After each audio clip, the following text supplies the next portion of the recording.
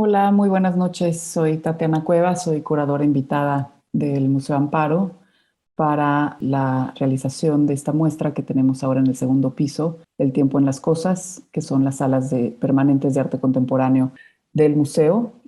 Tenemos hoy una conversación que creo que va a estar muy interesante con Sofía Taboas, Eduardo Boroa y Avan Flores. Esta pieza se titula Imaginario Vegetal. Es una colección de esculturas concebida a partir de una serie de dibujos y una larga investigación iniciada en el 2006 eh, y concluida en el 2017, que pasó por distintas etapas y que fue realizada en colaboración con varios artesanos de México, junto con Eduardo Baroa y Sofía. Las imágenes provienen de una investigación de plantas fantásticas y documentos, en documentos históricos y literarios del mundo y en distintas épocas. Y para la exposición El tiempo en las cosas, determinamos de manera conjunta exhibir las piezas que conforman el imaginario vegetal en diálogo con una selección de piezas de la colección prehispánica del Museo Amparo. Esto con el apoyo de Avan Flores, que es arqueólogo e historiador del arte, que ha investigado una buena parte de la colección prehispánica del museo. Definimos un acercamiento a partir de los significados que, digamos que social, ideológica, históricamente se les ha atribuido a estos elementos naturales.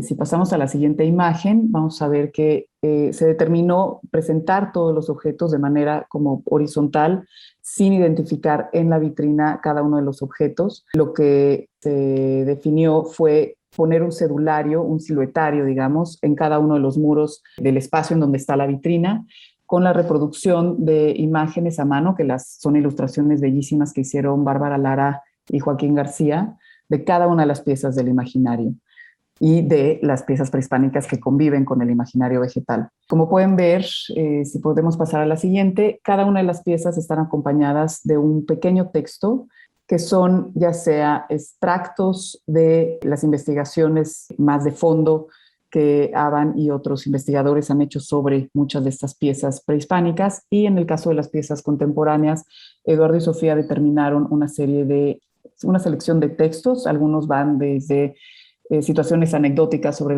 la elaboración de las piezas, hasta citas de distintos antropólogos, escritores a lo largo de recientes, ¿no? Que han abordado estas, digamos, cuestiones del imaginario, de la construcción, rizomática también del conocimiento, en fin. Esto es lo que vamos a conversar y a rebotar un poco el día de hoy. La idea es avanzar, a ver si podemos ver la siguiente imagen y la siguiente, que podamos hacer como un rebote ahora en diálogo, no en las piezas, que así es como lo tenemos en la sala de exhibición, pero ahora podamos hacer como este rebote de ideas entre el mundo prehispánico y la cosmogonía prehispánica y los imaginarios que se han desarrollado a lo largo de la historia hasta el día de hoy. Y bueno, ya iremos conduciendo la conversación. Muchas gracias, Sofía, Eduardo, Avan, por aceptar esta invitación. Pues empezamos, si les parece bien. Hola, buenas noches a todas, a todos. Hola. Todes, ¿qué tal? Gracias por la invitación a platicar de esto. Hola, ¿qué tal? Buenas noches también a todos y bienvenidos. Pues comenzamos. Como les comentaba hace un momento, aquí está la distribución horizontal, en el sentido que no hay jerarquías. Comparten el mismo espacio las piezas prehispánicas, las piezas contemporáneas elaboradas por Eduardo, Sofía y diversos artesanos. Y pues la idea es poder compartir en un mismo espacio de exhibición los referentes, los amplios referentes que coinciden y que se alimentan unos a otros. No sé si quieran ustedes puntualizar alguna de estas piezas que estamos viendo, o si pasamos al diálogo de piezas puntuales. Pues yo sí quisiera comentar, si me permiten, que es muy importante en esta instalación la estructura que diseñó Benedetta Monteverde para la misma, ¿no? La obra original, cuando se hizo El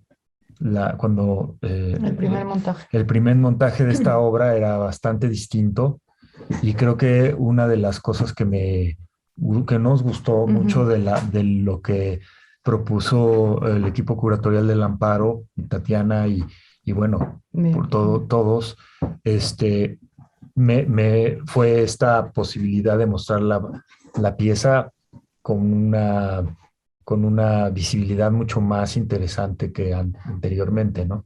Cuando pensamos en que las piezas prehispánicas iban a estar junto a las nuestras, sí nos dio un poquito de cosa de que se las fuera a tragar por completo pero bueno, creo que no quedamos tan mal, ¿no?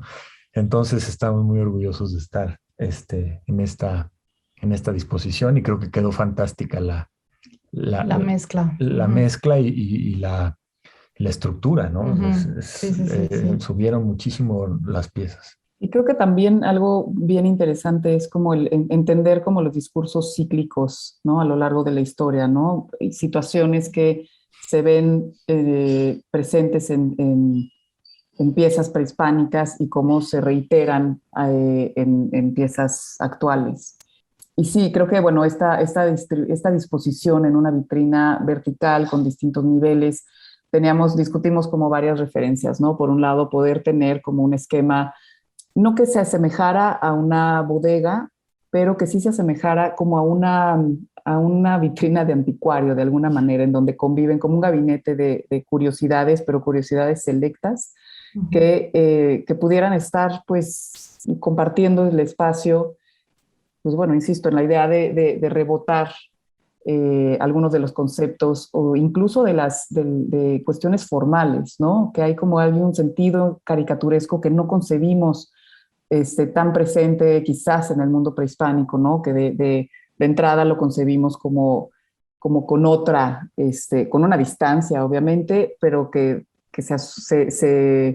no sé, se tiene la idea de que no hay una cuestión o no hay espacio posible para este juego caricaturesco en el mundo prehispánico y pues ciertamente lo hay, ¿no? Entonces, poder encontrar estos ecos de ponernos más en nivel de todos somos seres humanos, habitamos distintas épocas, las premisas y la cosmogonía evidentemente es distinta, pero hay situaciones y hay temas y hay también como aproximaciones desde una principio pues más de la curiosidad y del entendimiento del ser humano natural, que pues sí compartimos independientemente de la distancia temporal, ¿no?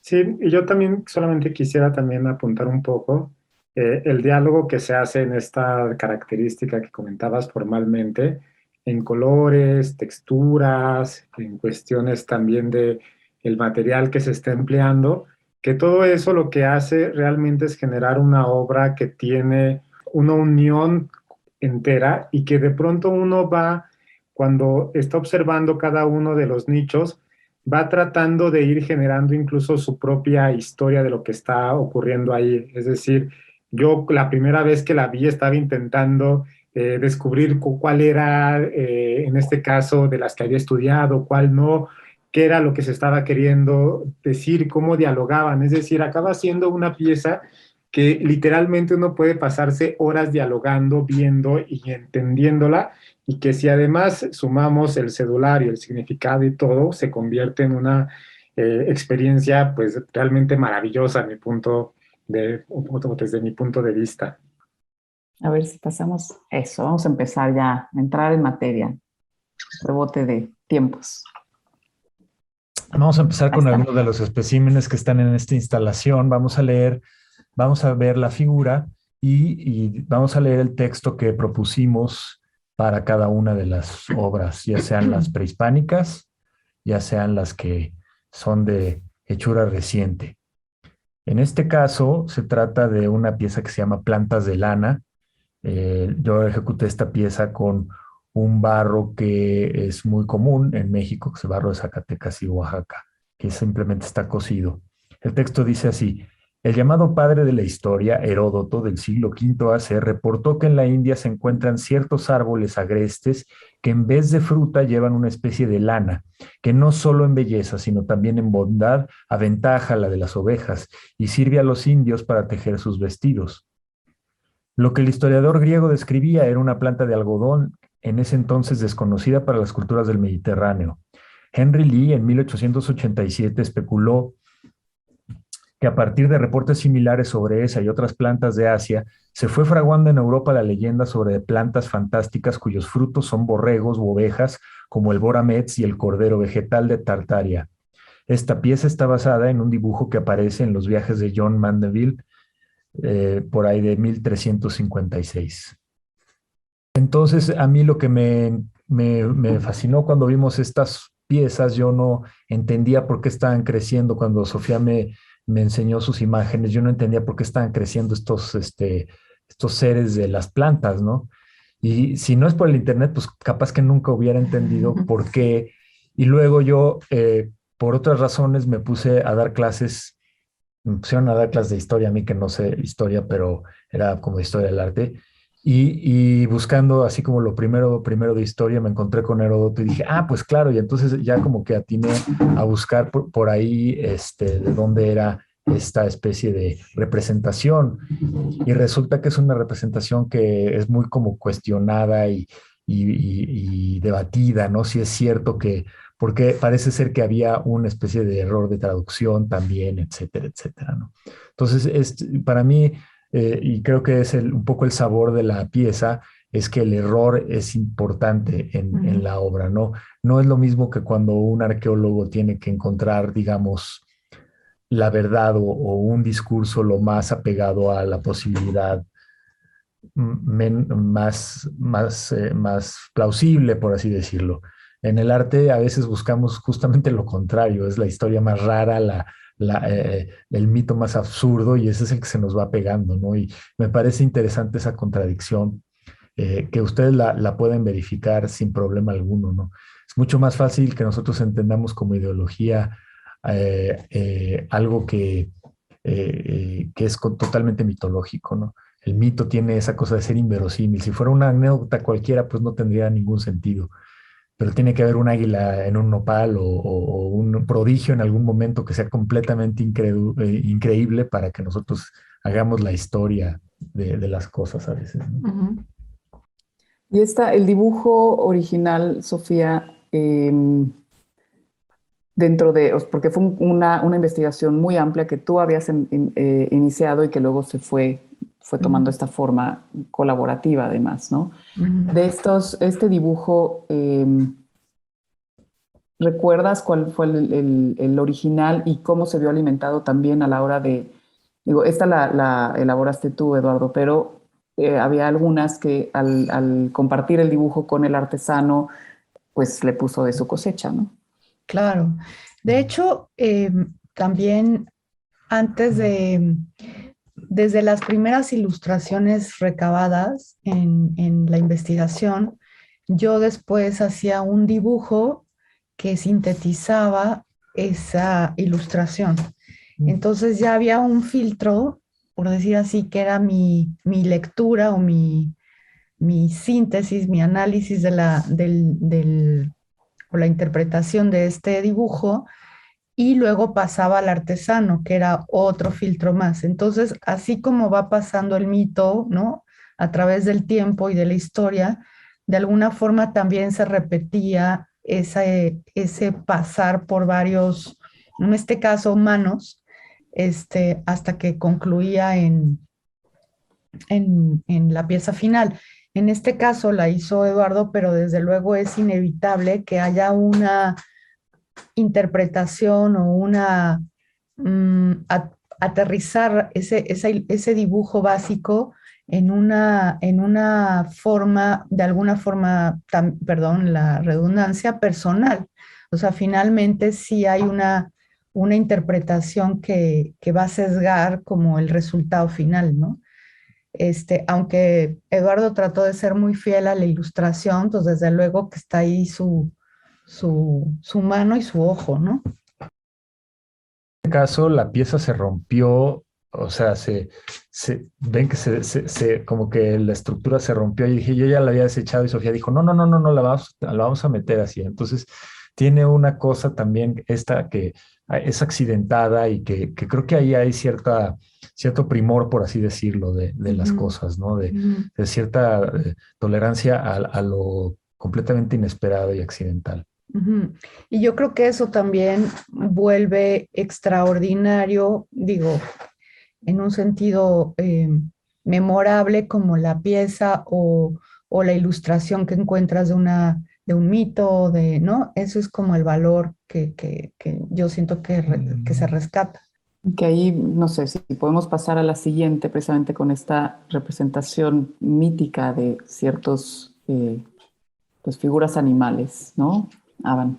Bueno, a mí me encanta la anécdota de la pieza anterior, porque además yo creo que Heródoto ha de ser de los personajes que más influyeron indirectamente al arte, ¿no? Yo recuerdo en sus anécdotas, cuando viaja a Egipto, que él comenta que subía hasta la parte más alta de la pirámide y desde ahí vio todo Egipto, ¿no? Algo que literalmente es imposible, inverosímil, pero que todo este tipo de cosas empezaron a alentar a los artistas y muchos de los grabados que luego se hicieron, que algunos de ellos pues dieron, luego llevaron a la pieza anterior, gracias a las descripciones de Heródoto, se empiezan a crear las imágenes de las pirámides y es muy interesante cómo en el Renacimiento se empiezan a apropiar porque las ponen como columnas, como si fueran unas grandes columnas con unas pirámides hasta arriba, que literalmente es algo que es muy interesante como una anécdota o como una narración transforma la cultura. Y en ese sentido, esta pieza tiene un poco de un parecido con esto. En primer lugar, porque nos muestra cómo de pronto lo cultural resignifica lo natural, pero de forma inversa, lo natural también llega a resignificar la parte cultural. Y en ese sentido, esa es una pieza que a mí me gusta mucho, sobre todo por la parte de la sencillez. Si nosotros vemos la forma que tiene, es realmente un guijarro, una piedra, un bloque medio oblongo, y la manera en la cual se fue creando fue de una manera muy sencilla. Con un desgaste se creó la parte del pico, con otro desgaste se creó la parte que está entre las alas y que está entre la parte de la cabeza, y para que se pudiera diferenciar una parte de otra, entonces empezó a hacer un trabajo con una serie de incisiones para ir generando una mayor cercanía a lo que se quería representar. Una incisión, una línea incisa, creó la parte del pico, un pico que es largo y encorvado. Se creó también con unos círculos en la parte de la cabeza, la representación del ojo, y de una manera muy sencilla se crearon unas líneas verticales que están generando el ala y con ello nos da una idea de la creación también de un ave. Es interesante porque a esta pieza la he enseñado como a algunos conocidos y lo primero que me dicen es un conejo, ¿no? Es lo primero que viene como a la mente, la idea de un conejo con unos grandes dientes, con unas grandes orejas hacia atrás. Y entonces también nos muestra algo que está a lo largo de la obra, tanto de las piezas prehispánicas como también de las piezas contemporáneas, que tiene que ver sobre todo con esta parte un poco de fantasía y en la cual una figura se mezcla con otra y le da una esencia particular, pero mantiene una característica única. Y en ese sentido, esta pieza también es muy particular porque aunque no sabemos qué cultura la realizó, es decir, sabemos un poco que tuvo que haber sido entre el 600, cuando cae Teotihuacán, y el 900, que empiezan a surgir nuevas culturas, sabemos un poco a qué pudo estar asociado. Como una ave que se estaba representando, es muy probable que estuviera vinculada al sol o a fenómenos naturales. Entonces, en ese sentido, este tipo de piezas también empezaban a crear un significado particular y una concepción en las culturas que a su vez empezaba a mezclar significados y creaba obras tan sencillas, pero a su vez tan cargadas de significado como esta ave en piedra. Y ahí me gustaría agregar el fragmento que se eligió para poner en el siluetario, que pues bueno, yo quería como poder establecer también estos rebotes entre la simbología de estas representaciones, tanto en las piezas del imaginario vegetal como en la selección de prehispánicas. Entonces, este fue un fragmento de uno de los textos existentes sobre la investigación de esta pieza, Y dice, las aves en Mesoamérica fueron poderosos símbolos, motivo de agüeros y pronósticos que estos naturales tomaban de algunas aves, animales y sabandijas para adivinar las cosas futuras. Fray Bernardino de Sahagún, cronista franciscano y autor de la célebre Historia General de las Cosas de la Nueva España en 1566, dedica el libro 5 a las festividades de los dioses y los augurios que se tenían de ellas relacionados con el vuelo de las aves.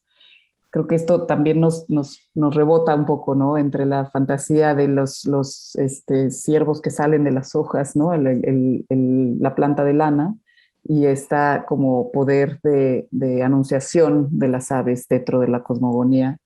Y bueno, es uno de los posibles rebotes.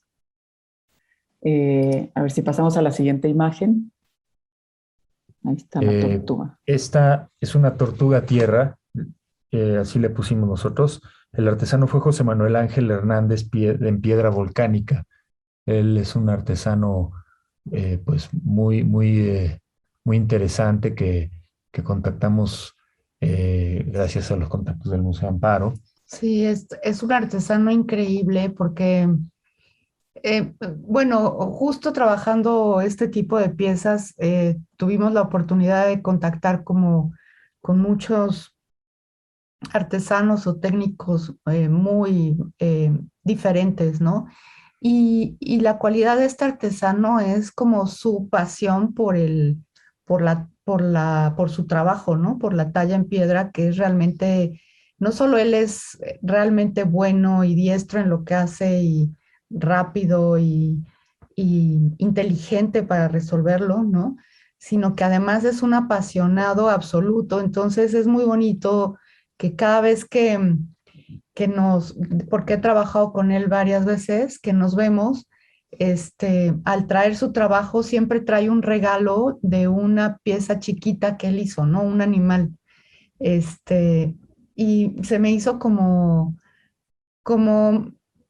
parte de compartir o sea, de un trabajo generoso, ¿sabes? Como de este amor real por la piedra y por la talla y por la tradición como familiar. Entonces, realmente como que son piezas que yo personalmente sí les tengo aprecio especial, ¿no? A estas piezas de la piedra volcánica, porque habla desde que fue a la montaña a recoger la piedra, a buscar la piedra porosa específica que necesitas, si tiene el poro abierto o si debe tener el poro cerrado para tallarla de una u otra forma. Y eso es como muy interesante de parte del aprendizaje que uno tiene con este tipo de trabajos, ¿no? Perdón, que te interrumpí. No, estoy bien. Parte de la idea de trabajar con artesanos y artesanas cercanas al Museo Amparo es porque era el plan original de la pieza. Pero en el plan original de la pieza de Sofía no estaba tan claro exactamente cómo iba a estar enunciado ese papel. Se fue desarrollando pues también a través del tiempo. Esta tortuga, les voy a leer el texto que pusimos de ella. Dice, la hipótesis de Gaia, propuesta por James Lovelock y Lynn Margulis en 1972, sugiere que los organismos vivos en el planeta interactúan con su entorno inorgánico para formar un sistema sinergético y autorregulado que creó y ahora mantiene el clima y las condiciones bioquímicas que hacen posible la vida en la Tierra. O sea, es una teoría que es muy famosa porque después cuando empezaron todo el diálogo del antropoceno, se empezó a sacar mucho esta idea de la imagen de la Tierra, también Bruno Latour, etcétera, empezaron a hablar de que tratar de imaginarnos cómo es nuestro planeta. Ahora es muy interesante porque no es como nosotros lo imaginamos desde el punto de vista, por ejemplo, del progreso, que es una Tierra que es ilimitada, que admite un crecimiento económico ilimitado, o cuyos recursos nunca se van a terminar, etcétera, ¿no? Y bueno, en este caso, la imagen que tenía Sofía era esta tortuga que tiene plantas en el lomo. Y una de las cosas que a mí me entusiasma de este proyecto es que la representación de la naturaleza es muy interesante. En el sentido que yo en los 50 años que llevo de vida nunca había visto una tortuga con tierra en el lomo. Pero ahora, gracias al Internet, hay de hecho imágenes de tortugas naturales, verdaderas, reales, que han salido con tierra en el lomo, casi como esta. Una cosa que es muy inusitada de ver, pero dada que nuestra visualidad ha aumentado mucho por teléfonos celulares, por la ciencia, por los viajes, etcétera, de repente te das cuenta que este animal mitológico de una tortuga que tiene tierra en el caparazón, pues tenía mucho sentido porque alguien vio, de hecho, una tortuga que tenía tierra y por analogía podía haber dicho, bueno, la tierra es simplemente una enorme tortuga que le crecieron ahí plantas como esta chiquita tortuga que tengo frente a mí, ¿no? Entonces, en ese sentido, a mí me encanta esta pieza, ¿no?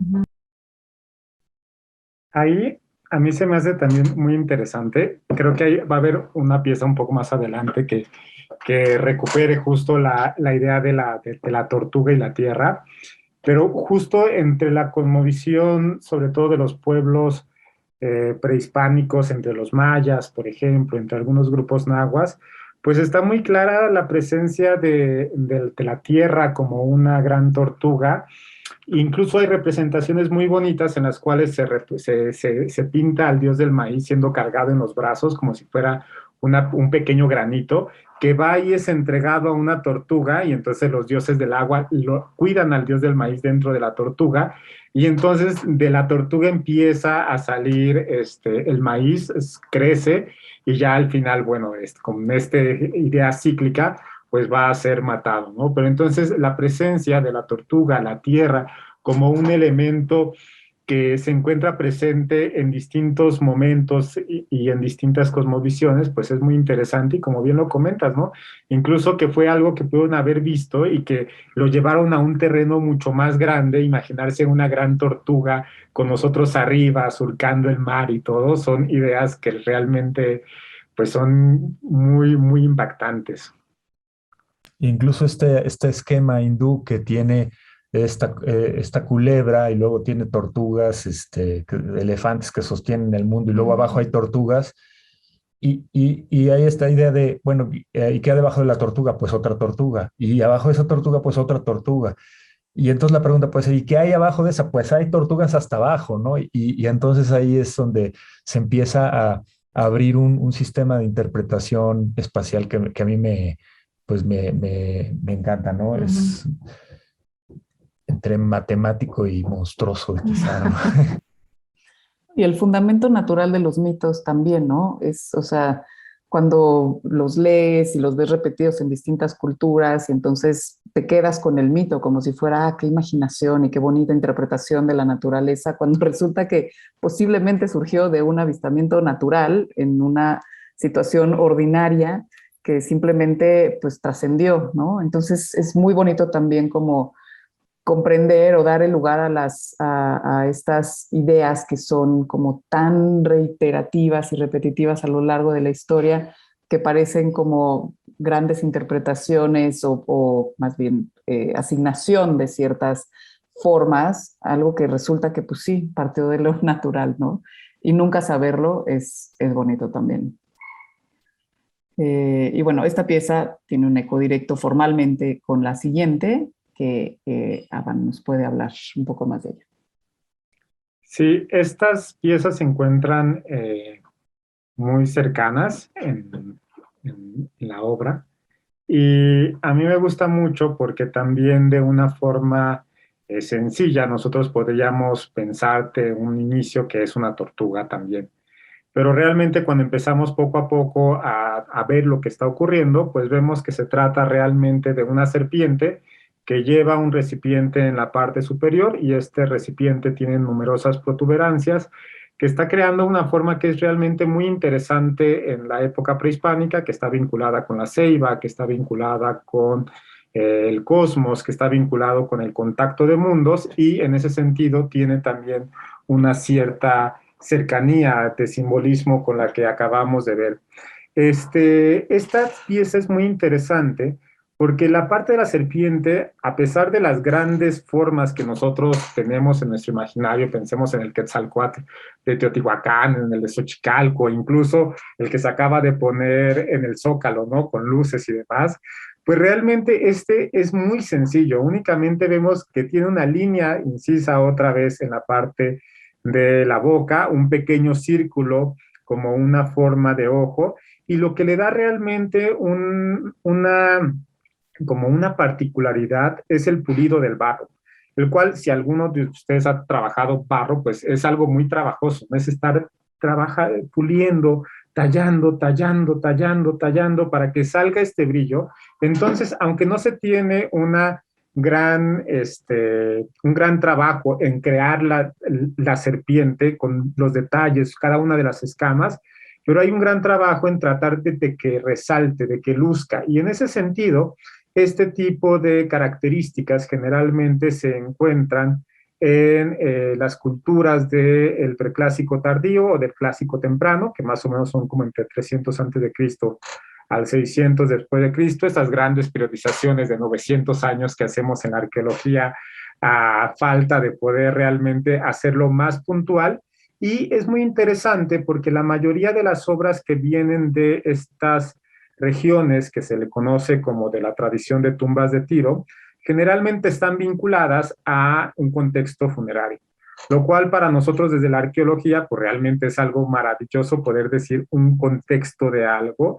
Y en ese sentido es muy interesante porque es muy probable que esta pieza, aunque no tenga un vínculo directo con la tortuga, sí esté haciendo una relación a los significados y a los simbolismos, ya que puede estar vinculada a la fertilidad del agua que era contenida en la parte interna, y también la misma serpiente siempre ha tenido esta estrecha relación con el agua. Entonces es interesante también que sabemos que en las tumbas de Tiro se pensaba que la persona que moría no dejaba de existir de una forma, de un momento a otro, sino que continuaba teniendo una cierta vitalidad y por tanto esta vitalidad era necesaria aún alimentarla, darle de beber. Y entonces muchos de estos recipientes tienen esta función. ¿Qué era lo que se ponía ahí? ¿Qué se colocaba? ¿Qué era lo que estaba conteniendo? Pues realmente esas son de las grandes pues, incógnitas que quedan, pero que podemos justo imaginar qué era este festín que se le daba un poco a las personas una vez que morían. Y bueno, en la siguiente también, bueno, estas culturas como antiguas y que permanecen, ¿no? La mandrágora. Si quieren leo el fragmento. Mandrágora plana, artesano anónimo de madera. La mandrágora es una planta real, pero ha sido objeto de muchas creencias mágicas y fantásticas en el viejo mundo, porque la forma de su raíz recuerda un poco a un cuerpo humano. En esta pieza puede notarse la forma básica de la planta sin detalle alguno. El artesano que talló estas mandrágoras de madera a partir de un modelo en plastilina vivía solo en su pequeño taller de la Ciudad de México, pero un día dejó de contestar el teléfono y la puerta y no supimos nada más de él. Sí, estas piezas son de las primeras que hizo Sofía hace muchísimos años. Y en efecto, este cuate ya le perdimos la pista, nunca supimos, pero es maravilloso artesano. Hizo varias de las piezas más interesantes desde mi punto de vista de la ejecución técnica de estas obras. A mí sí me dejó muy sorprendido. Es una lástima, nunca supimos más qué pasó ni nada, y bueno, pues ni hablar. Pero en cuanto a las mandrágoras, hay como 10 mandrágoras en todo el imaginario vegetal, ¿no? Sí, esa es mi favorita. Sí. Y bueno, tiene también esta cualidad mágica en términos de que tiene ciertos efectos, no sé si el término es exactamente psicotrópicos, pero bueno, sí te pone pues la mandrágora. Pero además es bonita la leyenda, que decía que había que, para cortarla, utilizar a un perro, porque se le amarraba al cuello al perro, el perro corría y sacaba como de raíz a la mandrágora, porque si uno la sacaba, el ruido que producía al arrancarla era ensordecedor ¿no? y era como imposible, ¿no? Entonces como que siempre está rodeada de este halo de entre magia, entre algo terrible te va a suceder, en fin, como oscuro al mismo tiempo, ¿no? Que es interesante. bueno, seguramente Avan igual y sabe más de esas leyendas sobre extraer la mandrágora de la tierra, ¿no? La verdad me quedo un poco lejos en mi círculo de Del otro comodidad lado del charco. de, de leyendas, pero investigo. Bueno, y hablando de la leyenda o la presencia del perro, ¿no? Como eh, acompañante y apoyo, ¿no? Para ciertas acciones humanas. La siguiente pieza, que son dos hombres montando un perro de la zona de Colima. Sí, esta pieza a mí me gusta mucho.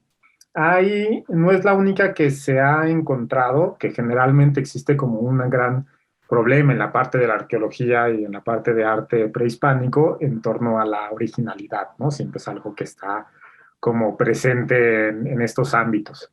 Y entonces muchas veces, pues tenemos como una doble presencia que nos juega en contra. Si encontramos muchas piezas que son muy parecidas, pues eso ya causa ruido porque pues, es muy poco probable que un artesano haya elaborado una imagen como estas, pues muchas veces, ¿no? Y al contrario, cuando no encontramos una figura que sea tan parecida o tan semejante y que rompa un poco el estilo que estamos acostumbrados, pues también nos prende un poco de focos rojos. Pero esta pieza en particular, las otras que se han encontrado tienen pequeñas diferencias que sí nos permite ver que existe eh, una cierta presencia compartida. Y justo el Museo Amparo tiene una que es completa, que es una pieza preciosa.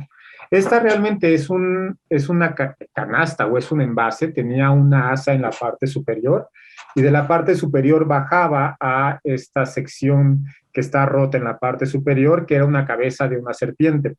Y entonces lo que se está representando aquí pues es un animal cuadrúpedo.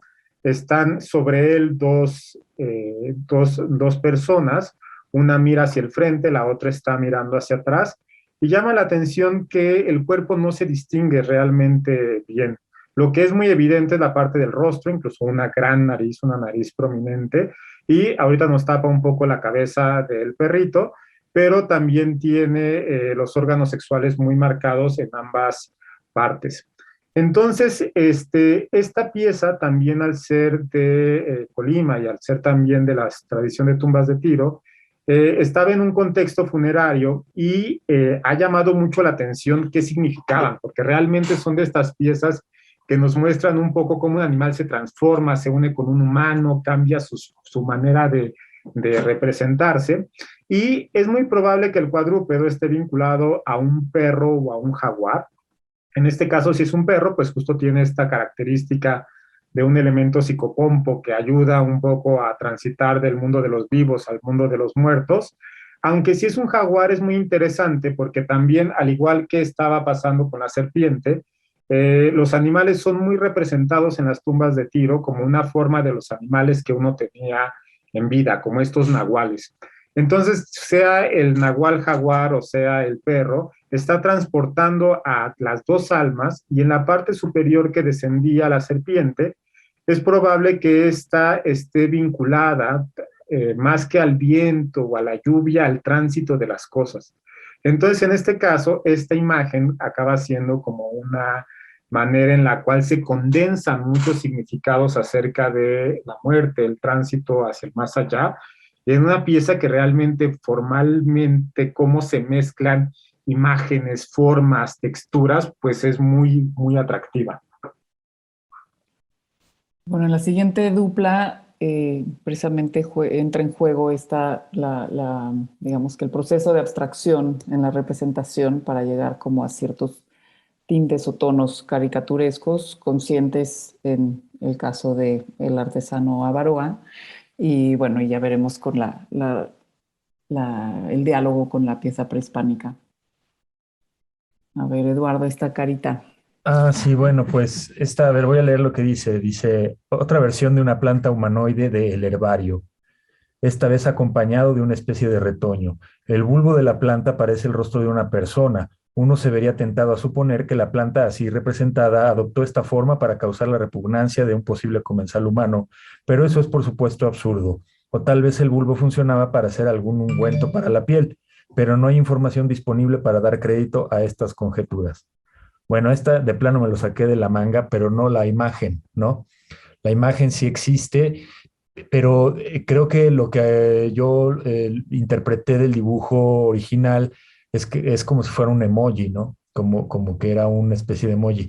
Y digo lo de la cara porque muchas veces en las ilustraciones del arte, digamos, del arte de la representación de las plantas, lo que era la imagen no forzosamente significaba que creyeran que la cara que la planta tenía cara, sino que podía estar relacionado a un aspecto, por ejemplo, tal cual como curar la piel de la cara, ¿no? No es el caso de este, pero hay otras cosas en las que sí. La imagen que tú estás viendo como representación de la naturaleza no es una imagen como lo que nosotros pondríamos en un herbario, sino que el dibujo incluye las cualidades de la planta, ¿no? Y por eso hay, de repente se parecen plantas fantásticas, pero en realidad es una escritura, un tipo de escritura, de decir, de un indicador, ¿no? Y aquí ya yo agarré pretextos para hacer mi caricatura. Está, por cierto, este barro lo obtuve de Silvia Medina y el taller de La Fuerza, se llama, de ahí de Mezontla. La ejecución del barro es increíble, cómo lo tienen que ir a salacar. El proceso es muy arduo, pero también es fascinante. Y yo ahí es donde vi el gruñido del que hablaban. No lo apliqué a esta pieza, pero sí vi que costaba un trabajal. Con una piedra de río se soba, por así decirlo, el barro ya que está seco. Y eso es lo que hace que antes de hornearlo, de echarlo al fuego, el barro tiene esta característica tan lisa, Sedosa. ¿no? Y sedosa, ¿no? Que, bueno, no lo apliqué aquí, pero el barro que utilizamos para esta pieza sí está diseñado para eso, justamente. Cuando le pregunté a la maestra Silvia que de dónde había sacado eso, dice, nuestros abuelitos nos lo enseñaron. Y eso se refiere a que es una tradición, pues ya no sé, de muchos, quizá muchos milenios, no lo sé, pero ellos así lo ven, ¿no? Y bueno, fue una cosa muy importante y valiosa para mí que nos diera un poco de este barro.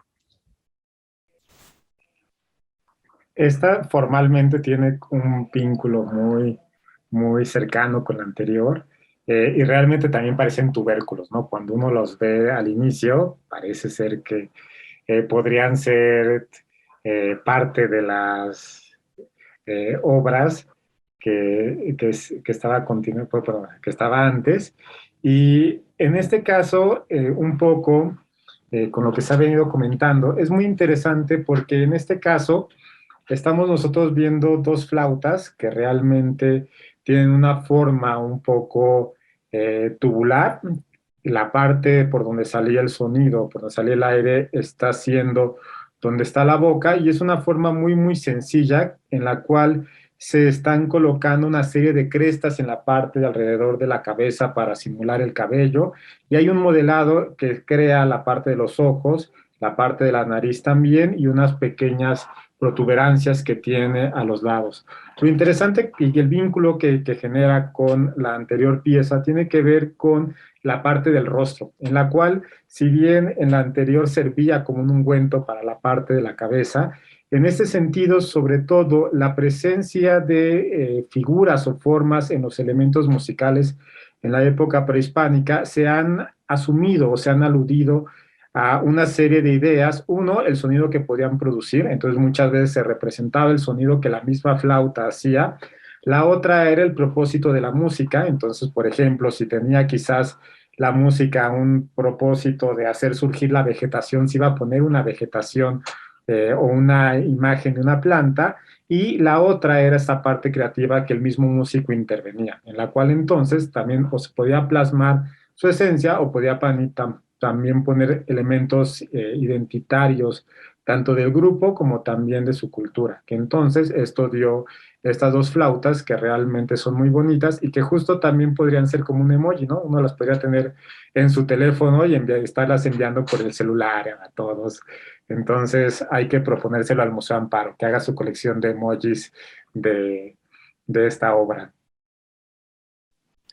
Hay bastantes de las que se puede sacar un sticker. A ver, la siguiente, que también hay una vinculación vertical con la que sigue después. Perdón. Nubes. Artesano David Amaro Alfaro, esto es latón y bronce. Lo propio del pensamiento mítico, como el bricolage en el plano práctico, consiste en elaborar conjuntos estructurados, no directamente con otros conjuntos estructurados, sino utilizando residuos y restos de acontecimientos, odds and ends, diría un inglés, o en español sobras y trozos. Testimonios fósiles de la historia de un individuo o de una sociedad.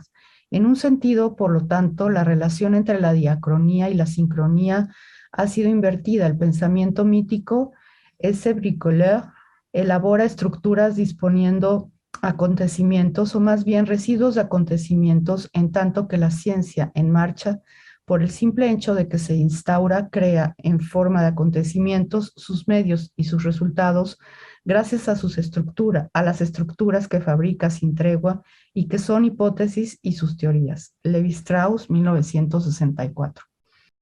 Bueno, aquí lo que estábamos pensando es generar ya cortes mucho más difusos en cuanto a lo que sería la interpretación de la imagen. No me acuerdo bien cuál es la fuente de esta imagen, pero si no me equivoco es el Voynich.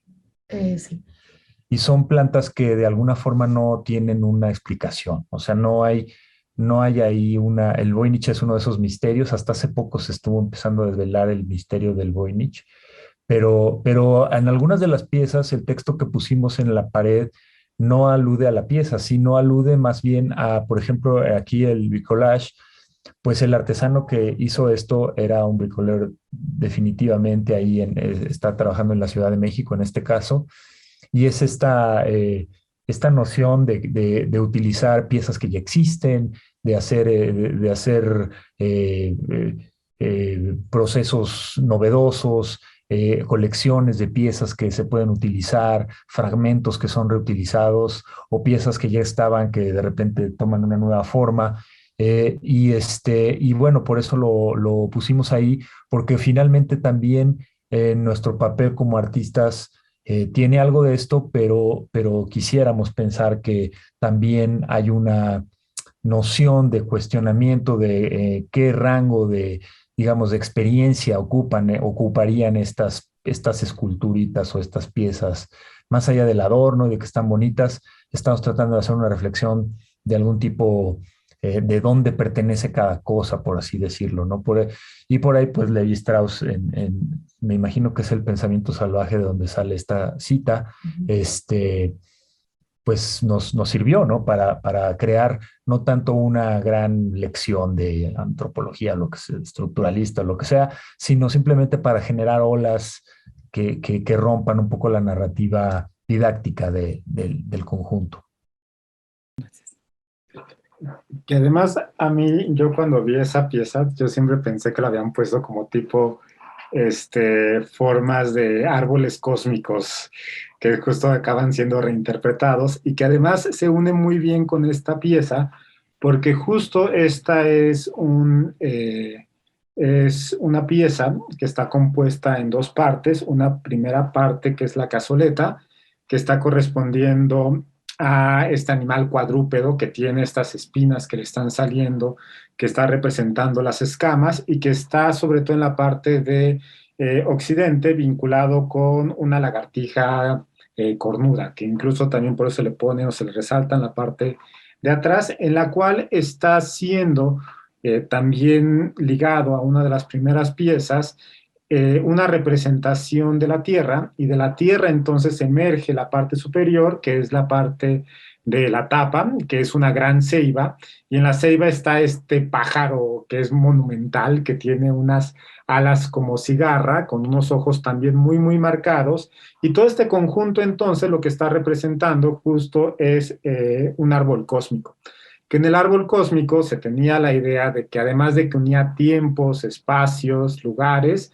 también servía para comunicación de lo sobrenatural, del cielo, de la parte celeste con la tierra, del inframundo con la tierra, y era como una carretera de fuerzas que estaba ahí presentes. Y es muy interesante esta pieza. Si nosotros la hubiéramos tenido la oportunidad de verla funcionando, porque la parte del incienso de la resina se colocaba dentro de la cazoleta de la rana, y al prenderse entonces hacía que el humo surgiera por las bocas de los dos personajes, y eso a su vez creaba otra idea que, en el cual el humo se convierte también tanto en un medio de comunicación con los dioses como también en una manera en la cual los dioses comen, ¿no? Una de las principales comidas de los dioses es el humo, es esto que es como un poco etéreo, y entonces ahí en la obra se está creando como un microcosmos con tres árboles cósmicos de distintas temporalidades. Una pieza fenomenal esta, creo que era de mis favoritas. Además, técnicamente es difícil hacer esa panza con las patas ahí porque, digo, el barro es delicado cuando no se ha secado y es difícil hacer esas especie como de arcos, ¿no? Me pregunto si están completa o si se tuvo que restaurar esas patas. No sé si están informados de... Yo creo que ha de estar restaurada en algún momento, sí, porque generalmente al encontrarse bajo X cantidad de tierra, pues todas esas partes son las primeras que colapsan y se encuentran como pues hechas fragmentitos. Y entonces, pues, si uno corre con suerte, pues lo menos es pegarlas y restaurarlas. Si no, pues entonces ya es como te quedas con un fragmentito, que además, pues, la obra también tiene algunos fragmentos de piezas arqueológicas que únicamente quedaron como un testigo de lo que pudo hacer. Con la ceiba es increíble también, ¿no? O sea, toda la simbología que tiene la ceiba en sí misma, ¿no? La altura que llega a tener ese árbol de 13, 15 metros, ¿no? Que vincula la tierra y el cielo, también yo creo esta relación con la escala del árbol, ¿no? Sí, y lo impactante de ver, a mí, yo siempre me impacta ver un árbol con picos, ¿no? Es algo que yo citadino, pues es algo que siempre te causa admiración, ¿no? Ver una cosa gigantesca recubierta de espinas es algo que uno queda maravillado con con esas creaciones. Ah, bueno, pues aquí Y hay otra otra mandrágora. mandrágora. Esta que parece que está como en un cabaret, ¿no? A ver, vamos a ver qué dice. ¿Vas? Mandrágora piernas. Artesano Eduardo Avaroa, epóxica. A partir de un dibujo de Jacobus Theodorus, 1664, el rizoma como tal puede tomar diversas formas, de una extensión superficial ramificada en todas direcciones a la concreción en bulbos y tubérculos. El rizoma incluye lo mejor y lo peor, papa o grama, o una mala hierba, de Luz Sangatari, 1980. Ahí está la cita, ¿no? Filosófica del día, pero bueno, es que a veces este es un poco de los conceptos más,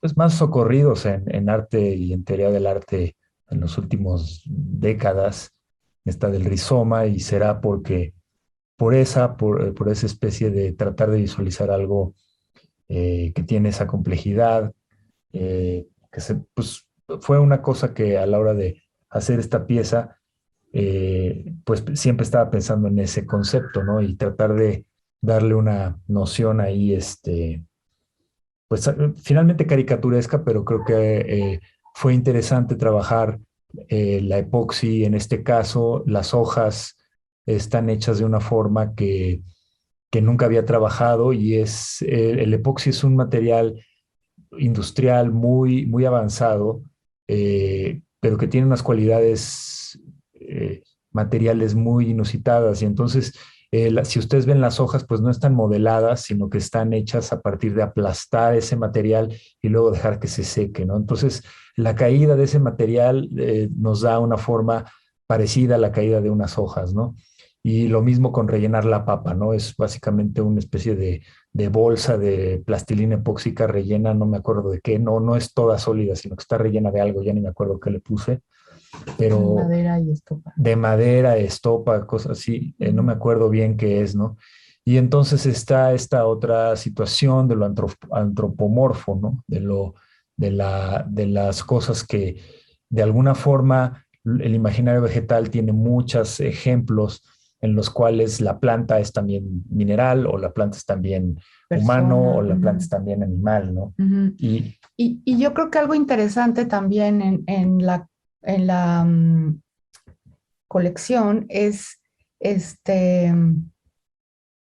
que finalmente hay muchos materiales distintos, pero que también hubo que tomar decisiones de cuáles eran los materiales idóneos para cada forma, ¿no? Cuál era posible resolver en barro y cuál no era posible por la complejidad de la forma, que entonces requería un material más resistente, pero al mismo tiempo más flexible, pero al mismo tiempo más práctico. Y entonces así fue también como se fueron tomando decisiones de cuál modelo se iba a resolver en qué material, ¿no?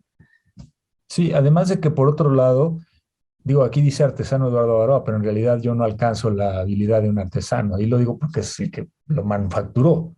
Pero en realidad mi trabajo como artesano es mucho menos eficaz que un artesano profesional. Y yo más bien trabajo con las equivocaciones de mi trabajo y no siempre el artesano trabaja así, ¿no? El artesano trabaja a partir de su sabiduría y yo trabajo a partir de mi ignorancia. Creo que se nota, pero bueno, son valores distintos. Sí, los, claro. los dos tienen pros y contras, ¿no? En la siguiente, que también es en epoxi, también tiene este discurso antropomorfo y una cita también a deidades, ¿no? Directamente. Sí, esta la sacamos del internet, no conozco la pieza, pero eh, aquí decía el internet que era una figura maya en el Museo del Metropolitano de Nueva York que representa el maíz joven, ¿no? Dice aquí, las tecnologías que se utilizan en la producción de semillas transgénicas de maíz, así como los sistemas de siembra, producción y distribución del maíz genéticamente modificado, forman parte de un tipo novedoso de sistemas de producción de conocimiento y de intervención en la realidad natural y social que surgieron en el siglo XX como consecuencia del desarrollo científico-tecnológico y su superposición con intereses extracientíficos, particularmente los militares y los económicos, que muchos autores han llamado sistemas tecnocientíficos. Aquí la cita es de Álvarez Bulia, María Elena Álvarez Bulia, que es la actual directora del CONACYT. En ese momento, cuando escribió este libro sobre el maíz transgénico, pues a mí es una cosa que a mí me ilustró mucho sobre la historia de esta planta. Y en Imaginario Vegetal quisimos meter muchas fuentes distintas, no nada más la mitología, ¿no? Porque hubiéramos podido poner aquí un tratado de mitología sobre el maíz, desde luego. Pero en la imagen, también como de emoji que pusimos aquí, también una hechura relativamente torpe comparada con los artesanos ancestrales y luego también los de hoy. Estamos tratando de hacer ese intercruzamiento entre formas de sentir, pero también formas de pensar sobre lo vegetal, ¿no? No, para nada es igual una persona que lleva 7,000 años cultivando el maíz y que lo sigue cultivando sin saber que siquiera está hecho de células, por ejemplo, porque no es científico, es un campesino. Y un científico que sabe que hay un genoma, que tiene tantos y cuantos nucleótidos, yo qué sé. Entonces, a nosotros nos interesa ese choque entre maneras diferentes de entender las plantas. No forzosamente con una jerarquía o con una situación de parodia, ni mucho menos, sino confrontar eso para estimular, no sé, Nuestra fascinación. Nuestra fascinación, sí, más bien eso, ¿no? Y es algo que sucede también en la siguiente pieza, como un accidente cómico, ¿no? Que evidentemente tenía otro origen, otra intención, pero bueno, da para distintas líneas. Para integrarlo justo a la colección de emoji que lanzará el Museo Amparo próximamente. Sí, justo esta pieza, además de vincularse en esta textura y sobre todo este color con las anteriores representaciones, es una de las que consterna mucho por la manera en la cual se está realizando. Seguramente esto era una parte de una forma mucho más elaborada. Muchas de estas imágenes que vemos sencillas en algún momento tuvieron pintura que se fue cayendo, que ayudaba un poco como a resaltar ciertos rasgos, pero muchas veces cuando se quita todo eso nos quedan figuras que únicamente tienen el contorno y algún que otro detalle y con eso realmente tenemos que nosotros que hacer circo, maroma y teatro para ver qué es lo que ocurre. En este caso, sobre todo, es por la forma tubular que tiene, es muy probable que sea una flauta. Tiene 8 hoyos, dos se encuentran en la parte superior como si fueran ojos, otro en la parte de la boca, hay uno en la parte del tórax que atraviesa prácticamente la pieza por enfrente y por atrás, y hay otro más en la parte de la nuca. Y entonces, en ese sentido, esta es muy sencilla porque los hoyos son lo que le dan un poco la idea de la forma humana. Si no tuviéramos eso, tendríamos como una pieza que en arqueología es muy común que se conocen como excéntricos, que un excéntrico son formas extrañas que literalmente no sabemos para qué existen, ni por qué estaban ahí, ni qué pasa con ellas. Entonces, si no tuviéramos nosotros estos pequeños elementos, podríamos nosotros definirlo como una figura quizás únicamente ritual, pero los hoyos nos permiten darle una característica un poco antropomorfa, además que tiene estas crestas o estos triángulos a lo largo del contorno como si fuera un tocado, y además dos pequeñas protuberancias en la zona al lado del ombligo, si suponemos que es el ombligo lo que está en medio, y en la parte también de las piernas que ayuda a sostenerse y que nos muestra entonces también otra vez, al igual que la flauta pasada, que este símbolo o esta manera en la cual se creaba ayudaba un poco a tratar de vincularlo también con un sonido que producían, con un propósito que tenía la música o con la misma intención que tenía el artesano, que lamentablemente todo eso son cosas que ya se escapan de la mano para nosotros, porque pues tratar de definir eso, incluso un sonido, alguna vez un amigo me había contado que él tuvo la oportunidad de tocar un instrumento prehispánico real, pero fuera de quizás él como afortunado, pues yo no creo que me vayan a dejar en el Museo Amparo ponerme a tocar una melodía con esta flauta, pero podemos intentarlo.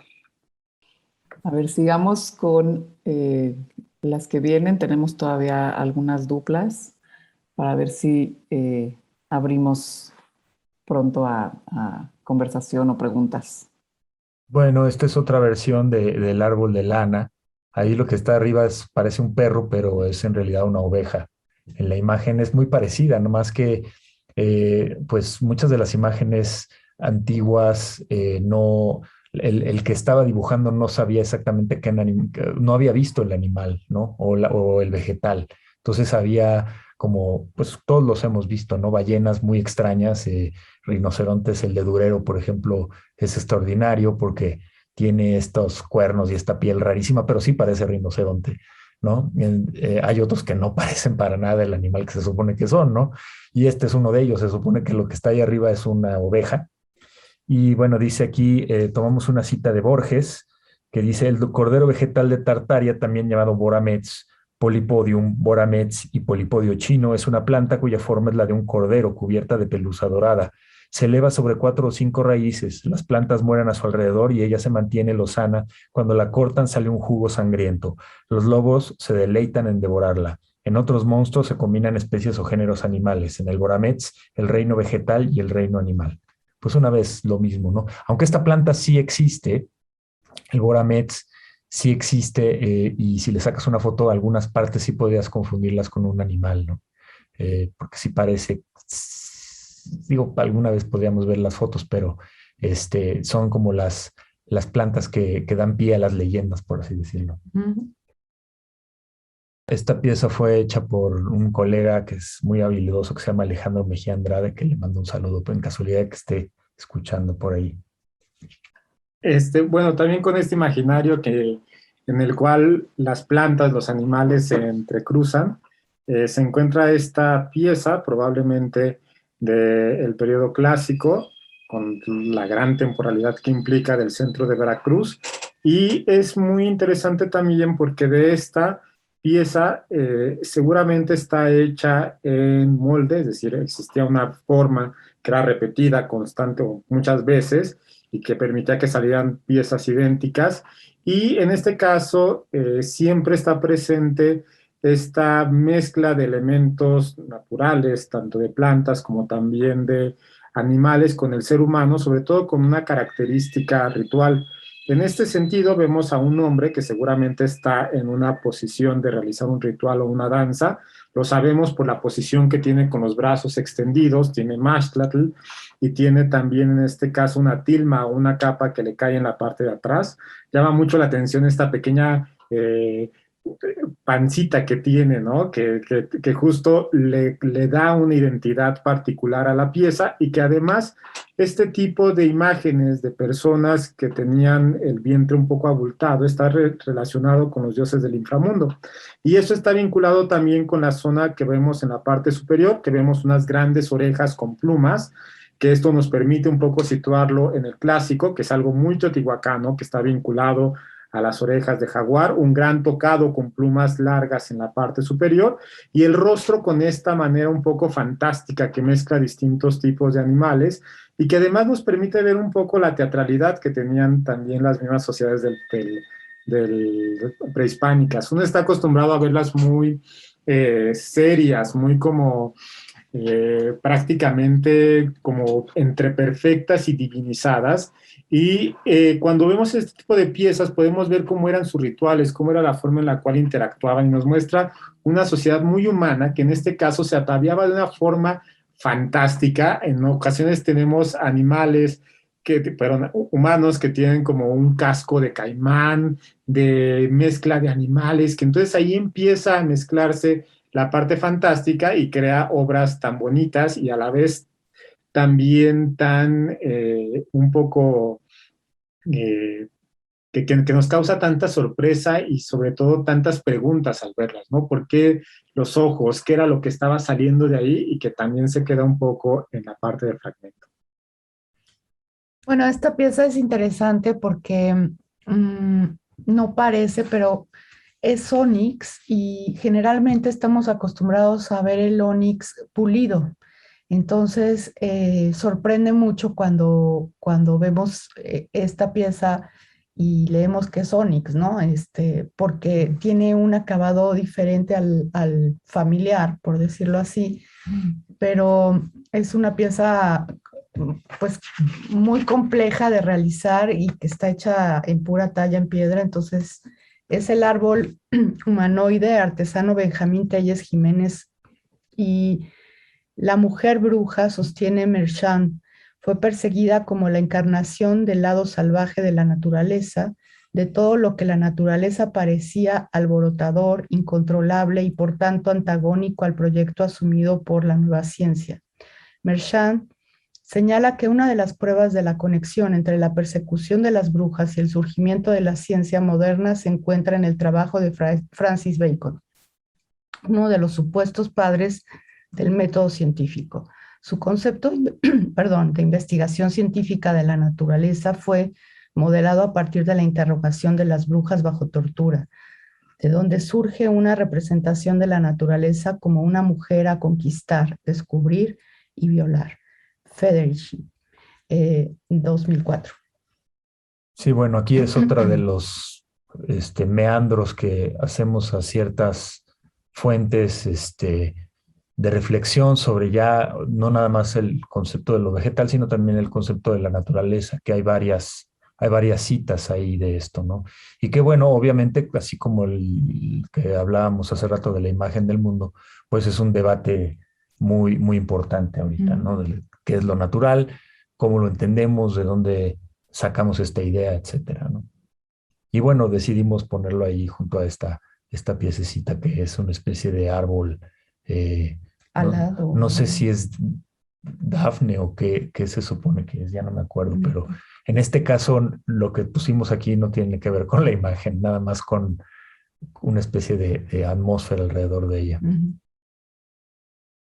Bueno, esta ahora está un poco en diálogo, no sé por qué pasó que ahora lo prehispánico va antes que la parte contemporánea, pero en este caso esta va a estar en diálogo con una pieza que viene a continuación y es una pieza muy bonita, también es interesante, sobre todo por ciertas particularidades que tiene. Esta es de la tradición de las tumbas de Tiro también, seguramente proviene de Colima. Y las esculturas de Colima, por ejemplo, los perritos de Colima que todos tenemos, que todos recordamos, se caracterizan porque siempre son súper pulidas. Justo este proceso que estábamos comentando. Y en esta, cuando nosotros la vemos, podemos ver que sí hay partes, sobre todo la parte superior, que era un poco la más sencilla de trabajar, que están bien pulidas, pero hay otras, las patas, las partes de las tenazas, que se tratan de dejar también con una intención, con un barro menos pulido para hacer este contraste del animal. Y vemos cómo este cangrejito que se está plasmando realmente tiene una gran expresividad que yo la vi y me gustó mucho porque sí está tratando de generar esta idea que está atacando con sus tenazas, aunque una se encuentra rota, y la parte que se convierte en un vertedero, pues es la boca que está abierta, y con esta idea que generalmente yo creo que todos tenemos en la cabeza de qué tiene que tener un animal, pues entonces se le pusieron dos pequeños ojitos en la parte superior arriba de la boca para que fuera completo esta esencia. Y es interesante también porque al igual que pasó con la serpiente, al igual que había pasado con este jaguar perro, estos animales que se encontraban en las tumbas de Tiro o podían estar vinculadas a un concepto que se trataba de resaltar de la persona o con un nahual que acompañaba o era el doble del que estaba enterrado. Y en este caso es muy probable que el cangrejo, además de la gran importancia alimenticia que tenía en la región de Colima, pues esté vinculado a la vida, al poder y sobre todo a la capacidad regenerativa que tiene para poder volver a hacer que surjan algunas partes de su cuerpo. Por lo tanto, encontrarlo en una tumba, pues estaba buscándose que se diera también esta característica en el alma o en el cuerpo de la persona. Sí, es muy interesante esta pieza, pero yo te quería preguntar, Avan, ¿por qué no, o sea, las patas no son el número de patas que tiene normalmente un cangrejo? Creo que tienen 5 pares de patas, ¿no? Y aquí tiene 4. Y sí me pregunto, en ese aspecto de la observación de la naturaleza como tal, a veces ves una imagen y dice que es un tlacuache, pero parece otra cosa, ¿no? Y como que no, hay momentos del arte prehispánico que te preguntas, ¿no? ¿Dónde quedó un cierto naturalismo, ¿no? En algunas esculturas olmecas hay un naturalismo bien acusado y en otras se pierde, ¿no? Y no es que no me guste.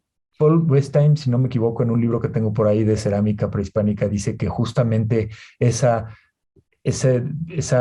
digamos, camino hacia la abstracción es una prueba de que era una sociedad más avanzada, entendiendo como podía entenderlo alguien expuesto al arte moderno, que el arte figurativo era de alguna manera menos adecuado, ¿no? Porque el modernismo, pues, era el arte abstracto, era ahora lo de hoy, por así decirlo, era la avanzada, era esta abstracción. Entonces, Henry Moore, todos estos escultores viraron hacia el arte prehispánico en su capacidad no naturalista, ¿no? Por así decirlo. No sé qué opines al respecto de esa especie como de no naturalismo del arte prehispánico.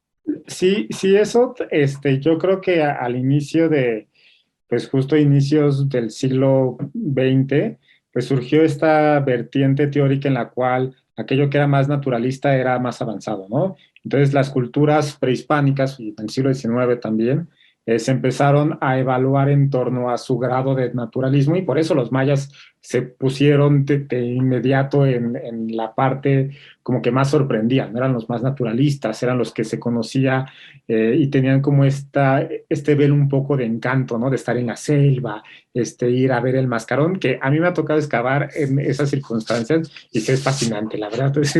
Uno sí acaba amando a los mayas, sí o sí.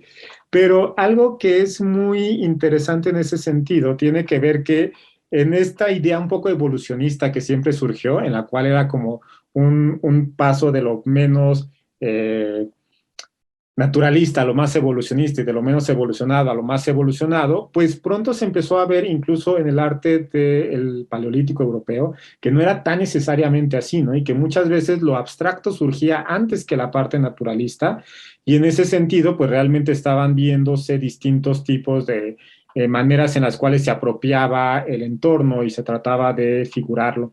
En el caso de el arte prehispánico, sí tenemos un primer momento olmeca muy naturalista, incluso una de las piezas que a muchos nos encanta del Museo Amparo es esta que está olmeca, que está la persona recargándose en su brazo y que da una idea de pensamiento, la pieza estupendo, pero a la par de muchas de estas piezas está el arte mezcala, una gran incógnita, que literalmente una persona la plasma en piedra con 5 trazos. Y es decir, se hace esquemático, se hace abstracto y acaba siendo o acaban conviviendo dos maneras de concebir el mundo al mismo tiempo. Esto, conforme pasan los años, pues va a dar pie a distintas tradiciones y es interesante cómo muchas de ellas no tiene esta como detallismo que nosotros luego tenemos en nuestra misma arte, ¿no?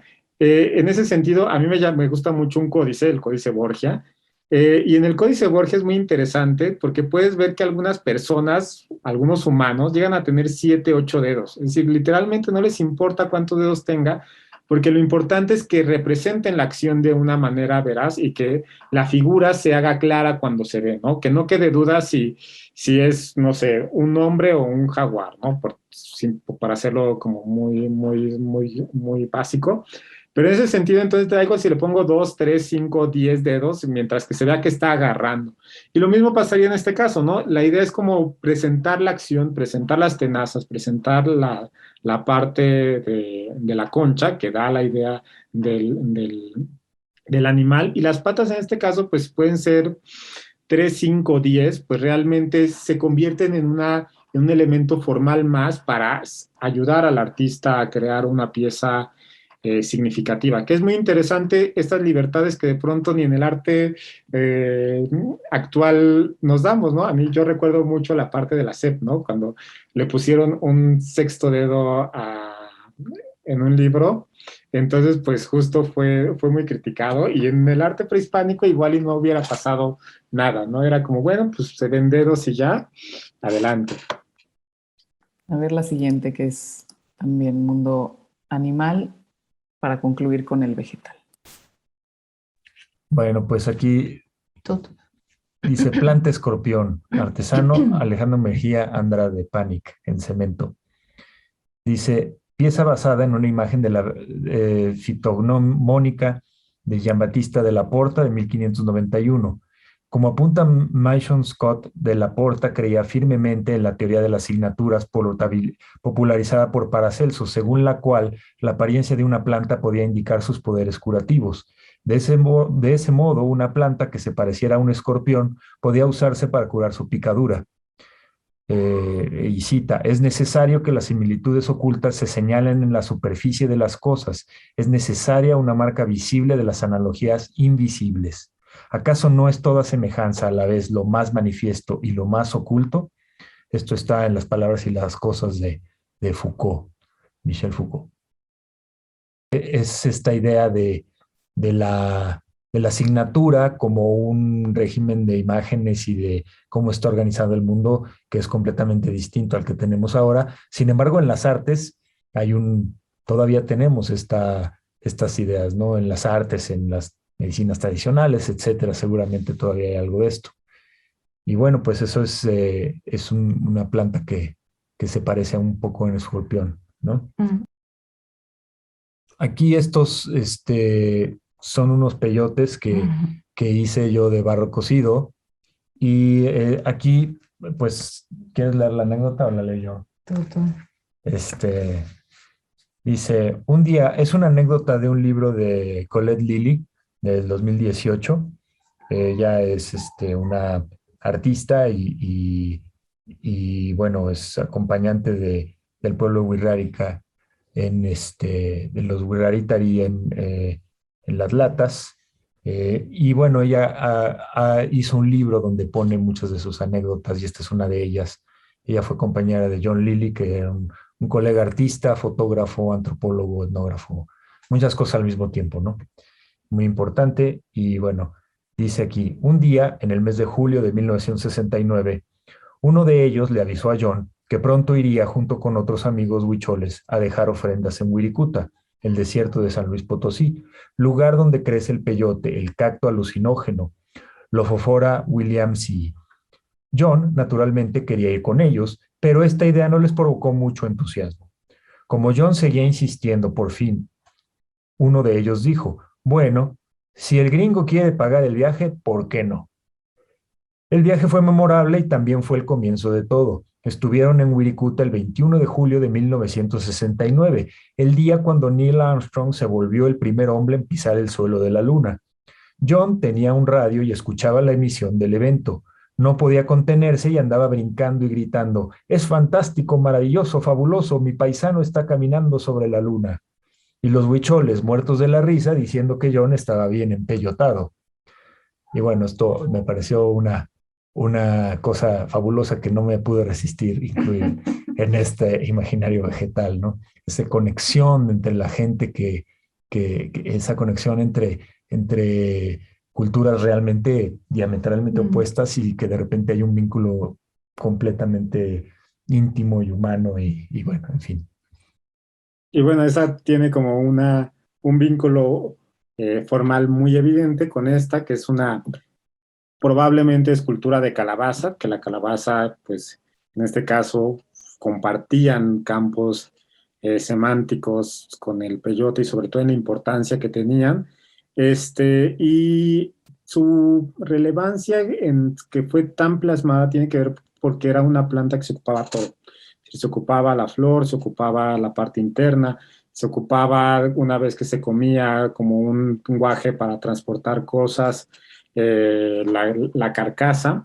Y entonces, en ese sentido, fue una de las plantas que se domesticaron más temprano en el México antiguo, en el 8000 antes de Cristo, ya se sembraba y se buscaba esta planta, y pues esto llevó a que se plasmaran imágenes como esta, que es una calabaza que fue luego recubierta con estuco, pintada en rojo, la parte de la flor se pintó en amarillo, y se puso también un pequeño círculo en la parte superior de color blanco, haciendo alusión a la importancia que tenía. Y es interesante porque entonces también este esmero que tuvo la planta de crearse en algo artístico y además en algo que fue en última instancia un eje en la cosmovisión y que además luego perduró hasta el momento en el cual el hombre caminó en la luna, ¿no? Entonces es interesante estos vínculos que se hacen. Pues bueno, esta es nuestra última imagen. Creo que bueno, fue un recorrido que fue una espiral, con sus líneas hacia tangenciales también. Esto es lo que nos da este diálogo entre tiempos, entre manufacturas y cosmogonías, y pues es lo que está desplegado en la vitrina. Yo creo que, bueno, yo estoy súper agradecida de que hayan aceptado el diálogo en el espacio, en la vitrina de un conjunto de piezas distantes en el tiempo, pero que vemos que la vinculación pues se potencia en esta estructura, en esta convivencia. Y creo que, bueno, nos pasamos muchísimo de tiempo, pero es una probadita al final de todo lo que sucede en esta vitrina, en este espacio, y que obviamente a mí me parece fascinante el que podamos estar hablando de manera tan diversa, de objetos tan distantes y que están conectados en un mismo espacio. Así que les agradezco mucho. creo que podemos concluir. No sé si quieran cerrar ustedes con algo más. Estamos, bueno, siempre, sí, ahorita no se han planteado preguntas, pero siempre estamos abiertos a recibirlas a posteriori y poderlas contestar, por supuesto. Así que bueno, les agradezco. No sé si quieran concluir. Pues nada, agradecer al museo, a ti, la idea que tuviste de conjuntar estas dos grupos de piezas, que creo que, como ya dijo Eduardo al principio, la verdad que potenció mucho la pieza y hizo incluso que la viéramos, ¿no? De una manera muy sorprendente nosotros mismos, ¿no? Muy novedosa y eso, pues la verdad que estamos súper felices. Y gracias también, por la charla de hoy, a Avan, a Silvia, a todos, eh, creo que fue muy, muy, muy grato. Sí, igualmente para mí, gracias, Avan. Gracias, Tatiana. Una gran conversación y placer estar aquí con toda la concurrencia, que no sé cuánta gente fue, pero espero que hayan sido muchas. Bueno, yo también me uno a tanto las felicidades y al agradecimiento. Gracias, Tatiana, por la invitación. Sofía, muchas felicidades.